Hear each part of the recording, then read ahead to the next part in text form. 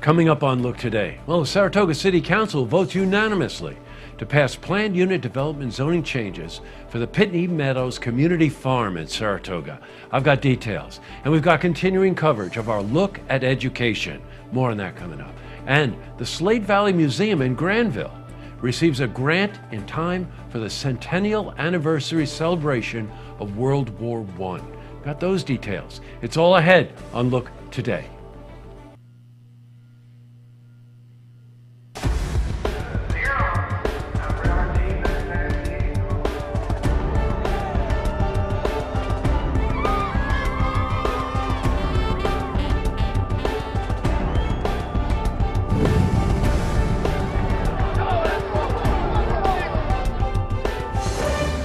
Welcome, everyone.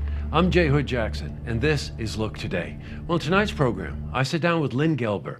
Now, she's the board president for Saratoga Chamber Players, and she's here to talk about their upcoming concert this weekend. That is part of their 30th anniversary celebration. I also sit down with Robin Barkenhagen. Now, he's a candidate running for councilman at large in Glens Falls, and he's here to talk about his background and reasons for running. Plus, we've got your weather for the Tri-North counties, but first, these headline stories. Well, in our lead story, City of Saratoga Springs, the council has unanimously passed planned unit development zoning changes for the Pitney Meadows Community Farm. Now, members of the community were invited to speak before the council. This vote will allow members of the farm to start construction on the property. Well, we were at the meeting where Mayor Joanne Yepsen motioned the vote into action. Next up is a discussion and vote to approve the proposed Pitney Meadows Community Farm PUD. I move for the City Council to approve proposed Pitney Meadows Community Farm PUD. This is a motion. Is there a second? Second. Any discussion? All those in favor, say aye. Aye. Any opposed? The motion carries. Again, congratulations. Wow, big news. Now, as you know, it's great news for the farm as well as the community. Now, we will be speaking to Executive Director of the farm, Mary Piper. In other news, well, we've got continuing coverage of our Look at Education. Now, in the past week, we've spoken to Ballston Spa School District, Saratoga, Hadley, Luzerne, Queensbury. And we also spoke to the superintendent of the Fort Edward School District. And the Board of Education voted on a proposed budget of $11 million. We spoke to Daniel Ward, the superintendent, about the importance of residents voting on May. Moving forward, obviously come out and vote for the budget this year so that we know how you feel about the budget we're putting forward for the community. That's the best way to tell us how you feel about the plan we're putting together. Switching from news to weather. Well, today saw cloudy skies, temperatures in the 50s, got some rain. Let's see how the rest of the week is shaping up and a first look at the weekend.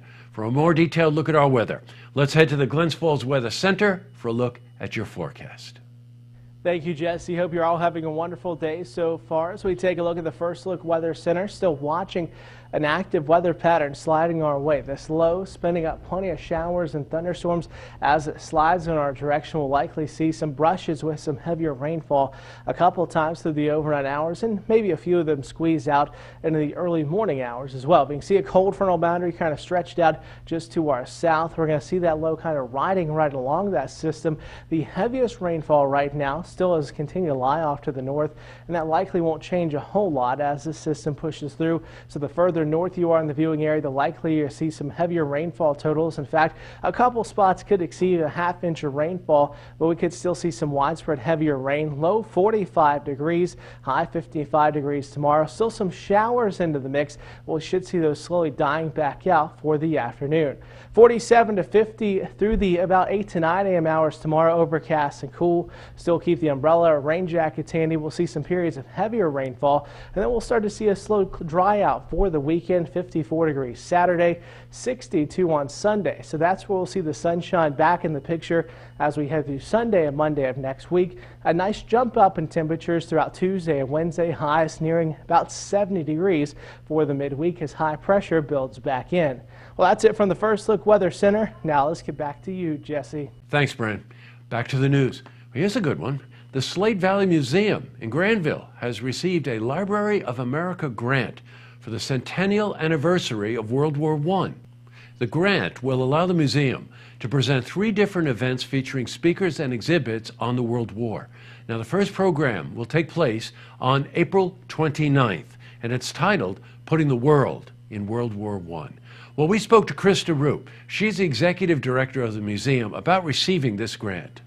The grant means a lot to us. It means that we can talk about history that's relevant right now, which is the centennial of the United States entering the war. And we're able to do 3 lectures and some programming, and we're hoping to involve the local families that have a connection to World War I. And we also spoke to Bob Isherwood. He's the research and education coordinator for the museum. This is not a very large grant, but it provides us the opportunity to bring in scholars and opportunity to work with others in the Valley to promote their work and to work with us on the topic of World War I. And by the way, the Slate Valley Museum is a very interesting place to visit over there in Granville. Very unique place about a very unique region of the world. Up next, I sit down with Lynn Gelber. She's the board president for Saratoga Chamber Players, and she's here to talk about their upcoming concert that will help celebrate their 30th anniversary. Plus, I also sit down with Robin Barkenhagen. Now, he's a candidate running for councilman at large in Glens Falls, and he's here to talk about his background and reasons for running. But first, if you see news happening, you want to share a story idea. How about join us for an interview? Give us a call on the hotline. The number is 798-8000. Well, that's all the time we have for this edition of Look Today. I've got a couple of lookouts. First one, I got a very nice comment on Facebook today from Mr. Robert. He commented that on our diverse range of stories and said that we did a great job. Thank you, Chris, for the comment. And a reminder to the rest of you, get to Facebook. Tell us what you think. We really are interested in knowing what you think of the stories we're covering and the things we're doing here at Look Media. Also, there's a party tonight that's overlapping when we're doing the news here in celebration of the unanimous vote in favor of the Pitney Farm proposal. And Dana will be covering that, and we'll give you that coverage tomorrow. And last but not least, it's Thursday, so that's the night we do our live call-in auction program called Sold. Great estate jewelry and coins. And I think that starts at like 8:30, so you might want to check that out. And that's it. So tomorrow night, tune in for the stories that matter to you. Good night, everyone.